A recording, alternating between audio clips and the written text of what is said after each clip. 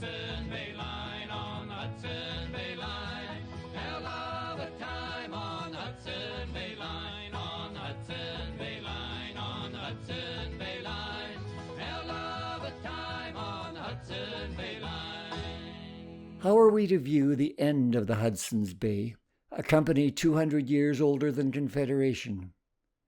Does its failure to survive in an e-merchandising age mirror the end of Henry Hudson, set adrift on the bay he'd explored by mutineers facing starvation after winter in a forbidding new world where rations ran out and there was not enough food for all aboard to regain England?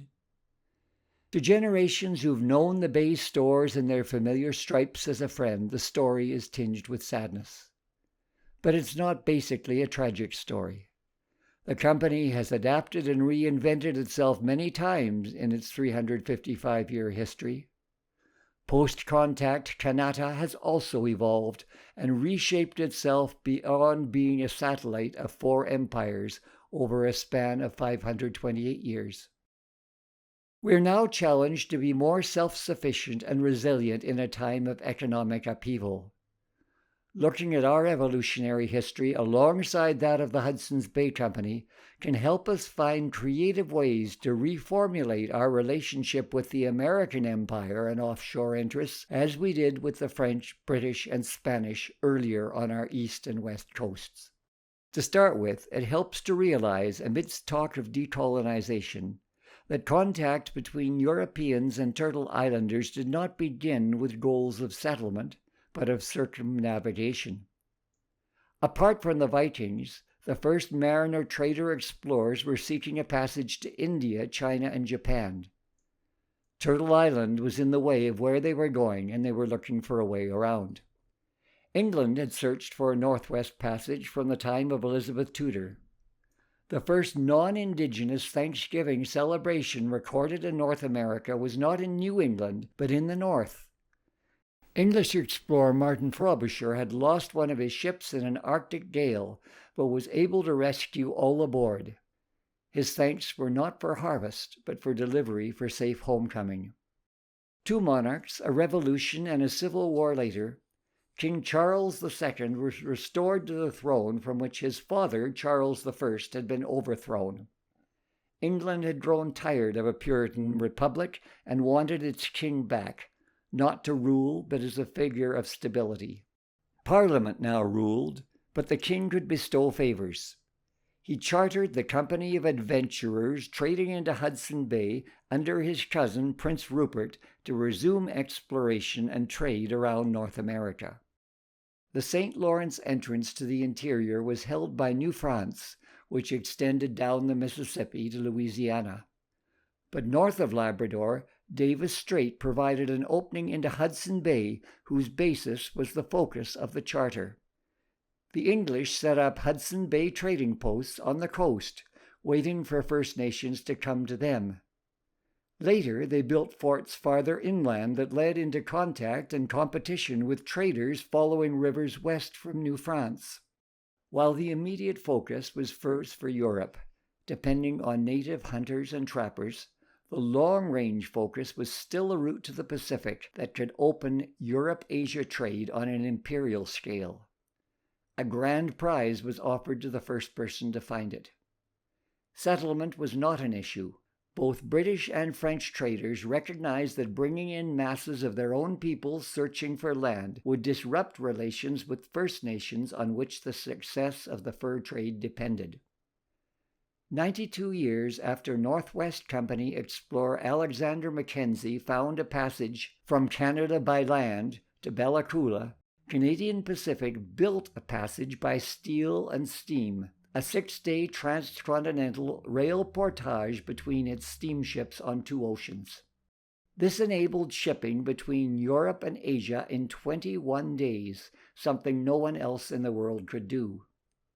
Its slogan was not nation building, as we were taught, but Canadian Pacific spans the world.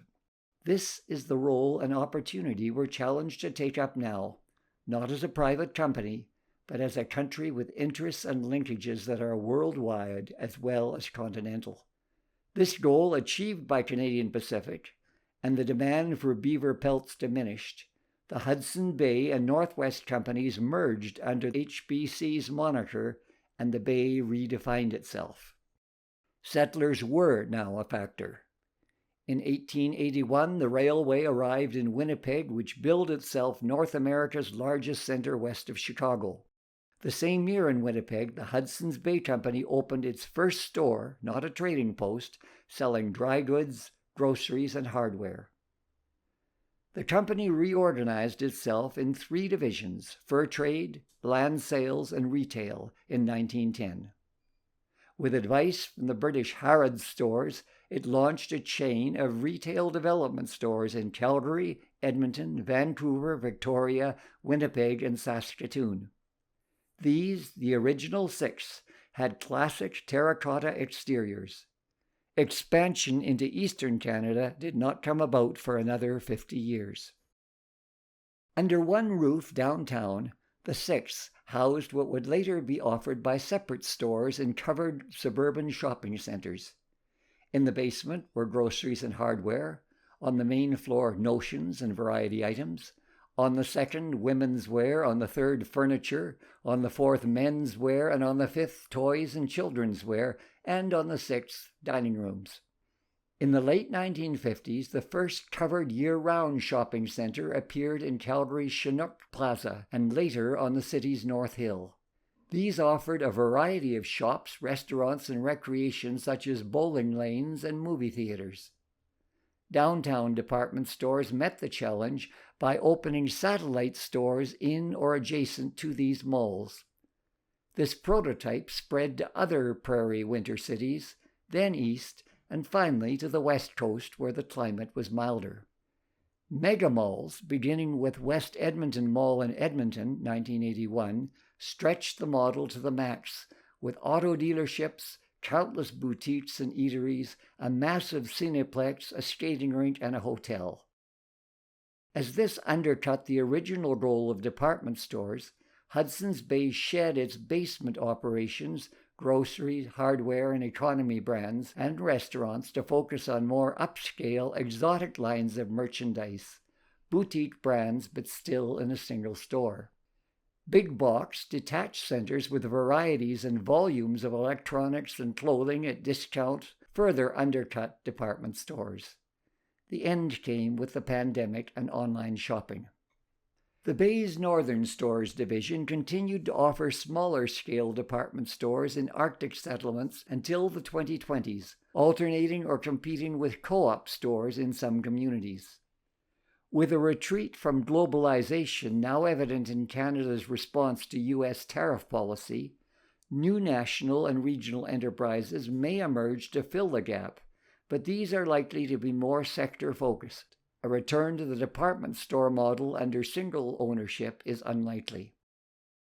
These merchandising trends reflected in the state of Canadian politics. Pierre Trudeau spoke disdainfully of a confederation of shopping centres in response to Joe Clark's Community of Communities. Since, Canada has become one of the world's most decentralized states, mirroring on our half-continent the outward spread of retail merchandising in our cities. The mentalities of Canada's regions are shaped by geography. Even with the risk of wind and fire, the open prairies inspire a let's-do-it mindset, impatient at regulations.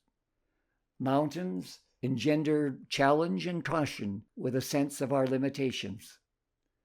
The compact flatness of the Toronto Lakeshore and Greater Montreal foster a sense of need for planning and order. The coastline creates a sense of vulnerability and cost consciousness. One builds only on a cost-plus basis, knowing they may be drilling into solid rock centimeters under surface vegetation. Just right at the center on the map is Hudson Bay, girded by rocks of the Canadian Shield. Southeast of the Laurentian lowland are the Appalachian Mountains. Beyond the prairies are the western ramparts of the Rockies. Despite the disappearance of the Bay stores, Hudson Bay is not going anywhere. Its 1,230,000 square kilometer surface is our ID mark on planet Earth, like Italy's boot and football, Australia's giant scallop shell, and India's upside-down pyramid. These other countries' markers are landforms. Hudson Bay is water. Larger than many watery bodies called seas, the Aegean, the North, the China Seas, and Russia's Sea of Okhotsk, it is not a sea or a lake. It is a giant estuary, a catchment basin for thousands of freshwater streams and rivers that drain the rocky mass of the Canadian Shield that surrounds the bay.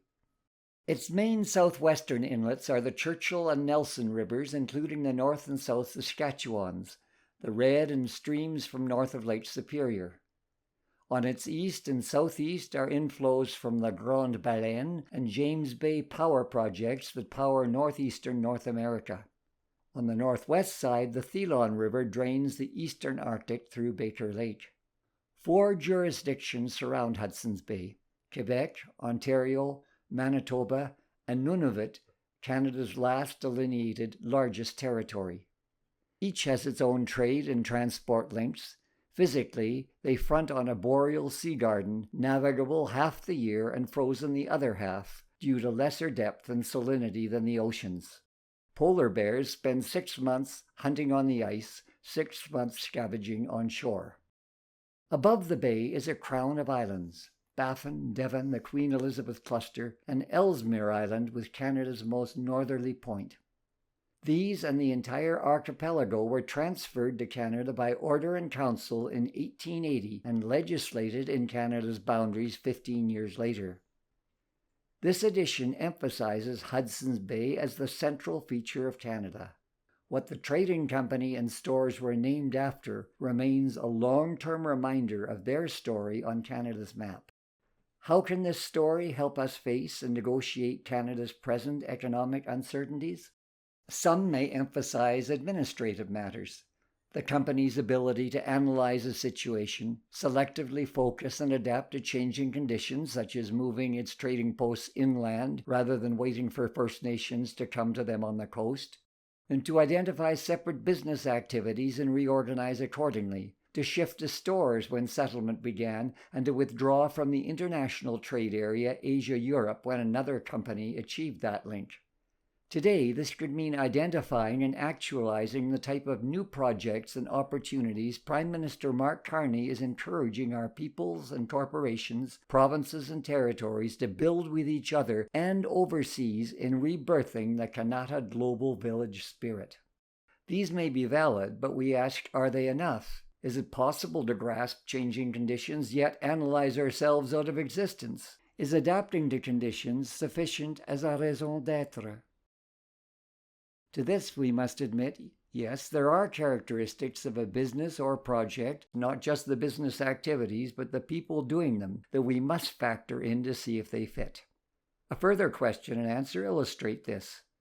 Why was Fort Edmonton and not Fort Calgary a Hudson Bay trading post? Calgary, as Fort Brisebois, was built in 1875 by the Northwest Mounted Police, while Fort Edmonton was built by the Hudson's Bay Company 80 years earlier. Why didn't the Hudson's Bay Company expand to Calgary from Edmonton? Answer: Fort Edmonton was built in competition with a nearby Northwest Company fur trading post. That earlier fort and the North Saskatchewan River were on the border between Cree and Blackfoot territory, but the rivers had an underlying reality of their own. The South Saskatchewan River and its tributaries, the Bow, Old Man, and Red Deer, are too swift for upstream navigation by York boats or canoes that supplied the forts. The North Saskatchewan was navigable by these and later paddle wheel steamers in all but the spring runoff. Topography had another reality.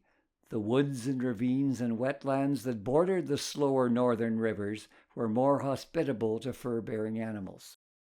There is also a human reason. The French and Scottish voyageurs which plied the waters with indigenous guides took partners from First Nations, furthering their integration into indigenous society and parenting the Métis people. These partnerships benefited both parties and their peoples. In contrast with these organic connections, Earth's peoples now face a host of artificial ones. Fast food outlets expand for a swath of the population with resulting health challenges of processed foods. Alternately, farmers' markets, craft fairs, and restaurateurs' preference for regional suppliers pose challenges to public regulation of supplies and services. Attempts to build an integrated Canadian economy come up against regional and regulatory biases. Yet these challenges call to the heart of what we are as seen in our indigenous name Kanata, a village, and a constellation of villages on the north half of the continent in connection with other villages that it takes to raise a child. As we adapt and reshape our economies, local and global, to support and sustain our fellow villagers wherever they are, the stories of the Company of Adventures trading into Hudson Bay are full of examples of ingenuity and inspiration that reach beyond race, region, language, and religion into the rich makeup of today's Kanata. The former corporate slogan of our other great transnational corporation, Canadian Pacific Spans the World, in its root means the peaceful village spans the world. That is a worthy, inspiring goal for our next 400 years adventure and beyond, for as long as the sun shines, the grass grows, the wind blows, and the rivers run. For Kanata Connections, I'm David Watts. Nous sommes Kanata, au long des rivières, les villages lumineux, au-delà des frontières, au long que les ruisseaux coulent, une constellation humaine. Kanata, Kanata, villageois québécois, villageoise canadienne.